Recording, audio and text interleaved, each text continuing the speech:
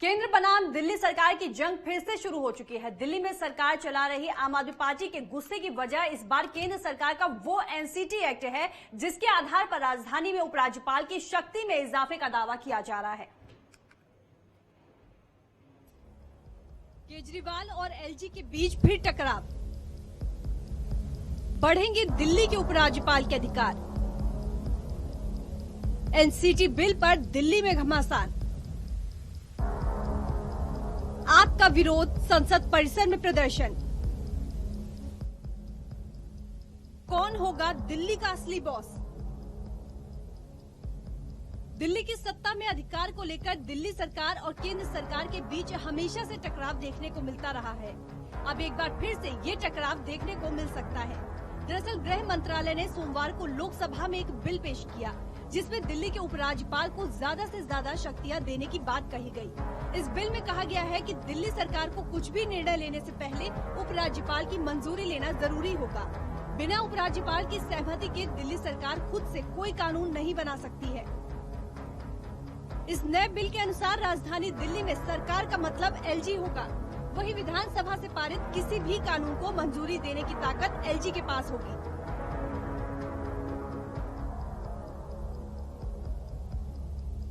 फिर क्या इस बिल को लेकर दिल्ली सरकार और केंद्र सरकार के बीच फिर से टकराव बढ़ता दिख रहा है?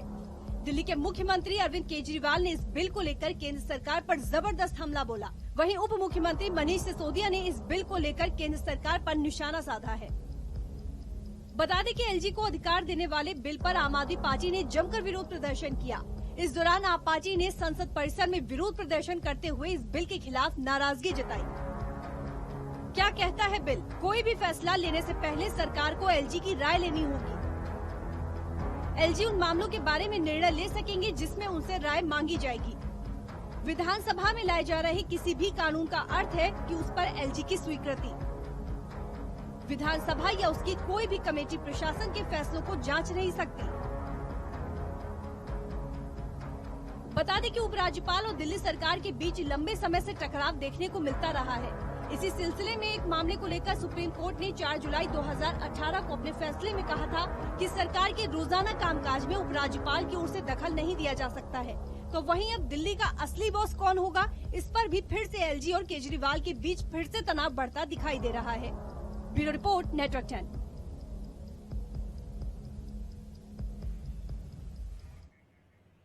दिल्ली में फिर अधिकारों की लड़ाई चल रही है। आखिर इस बिल में क्या है, ग्राफिक्स के जरिए समझते हैं। क्या है जेएनसीटी संशोधन एक्ट? दिल्ली में सरकार के असल मुखिया के संबंध में है। विधानसभा से पारित सभी कानून पर एलजी की सहमति होगी जरूरी। तो वही एलजी के पास होंगे विशेष अधिकार। जेएनसीटी संशोधन एक्ट क्या है वो हम आपको बता रहे हैं। एलजी को दिल्ली में नौकरशाहों की नियुक्ति करने का अधिकार प्राप्त होगा। तो वही कोई भी फैसला लेने से पहले सरकार को एलजी की राय लेनी होगी। एलजी उन मामलों के बारे में निर्णय ले सकेंगे जिसमें उनसे राय मांगी जाएगी।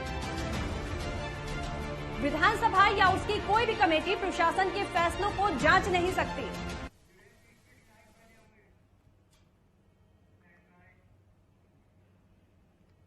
और ज्यादा जानकारी के लिए हमारे साथ संवाददाता विवेक दीक्षित लाइव जुड़ गए हैं। विवेक, आपसे जानेंगे, जिस तरह से दिल्ली में एक बार फिर से अधिकारों की लड़ाई देखने को मिल रही है, आज आम आदमी पार्टी के कार्यकर्ता, विधायक, मंत्री सभी सड़कों पर उतरकर प्रदर्शन कर रहे हैं। किस तरह से अपना विरोध दर्ज करा रहे हैं?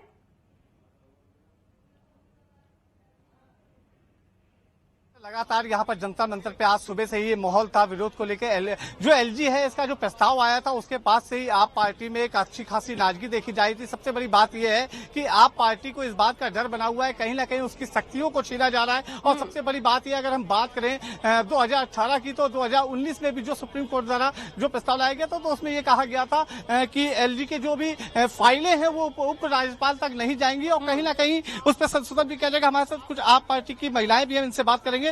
मैडम, क्या लगता है इसमें क्यों डर है आप पार्टी को? आप लोग क्यों डर है, क्या डर है, किस तरह की आप लोग की शक्तियां छिन जाएंगी? देखिए, डर हमें नहीं है, केंद्र में जो सरकार बैठी है उनको है। कहीं ना कहीं उनको लगता है कि जो दिल्ली में जो सरकार बहुत ही लोकप्रिय सरकार है और 62 सीटें दी हैं जिसको। अभी अभी एमसीडी का भी चुनाव हम लोग जीत चुके हैं, 5 में से 4 सीटें। तो उसको कहीं ना कहीं डर है कि वो सरकार अच्छा काम कर रही है, जनता के बीच में उसकी अच्छी भूमिका बन रही है और बहुत लोग चाहते हैं दिल्ली की सरकार को, तो ऐसा उनको काम नहीं करने दिया जाए, उनके कामों में रुकावट पैदा की जाए। इसी तरह से ये जब बिल ले आएंगे तो सारे अधिकार एलजी के पास चले जाएंगे। तो एलजी हुकूमत क्यों करे? दिल्ली ने दिल्ली सरकार को चुना है तो वो जनता चाहती है कि दिल्ली की सरकार काम करे। देखिए कुछ युवा भी हमारे साथ साथ में है, युवा साथी है आप पार्टी के। एक चीज बताइए, क्या डर लग रहा है आपको, किस तरह की आप पार्टी की शक्तियां छिन जाएंगी? देखिए साफ तौर पे देखिए उपराज्यपाल का जो काम है वो पहले से निर्धारित कर दिया गया। सबसे बड़ी बात यह है जिस तरीके से एलजी लागू हो रहा तो कहीं ना कहीं जो जनता है उनको इसका फायदा भी मिलेगा, जो आम जनता है जो परेशान है उसको लेकर ये अच्छे कदम उठाए जाए तो इसमें आप पार्टी की शक्तियां कहाँ छिन रही हैं? देखिए जिस तरीके से जब हमारे देश में कॉन्स्टिट्यूशन बना था और हमारे जो फाउंडिंग फादर्स थे जिन्होंने हमारा संविधान बनाया था, उन्होंने साफ साफ ये परिभाषित किया था कि देश में फेडरल स्ट्रक्चर को अपनाया गया था। राज्य की अलग शक्तियां थी, केंद्र की अलग शक्तियां थी।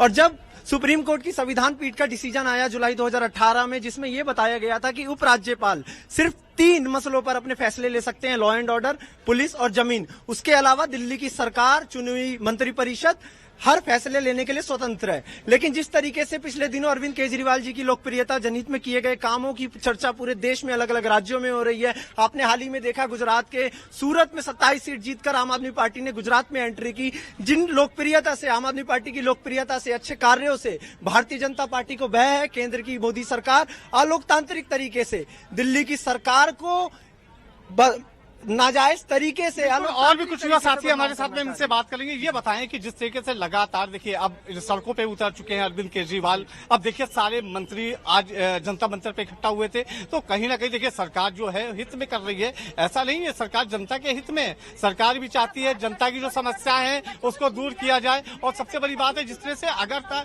लगातार अगर सरकार कर रही है तो क्या लग रहा है इसमें क्यों मतलब सरकार से भ्रमित हो रहे हैं, क्या बात?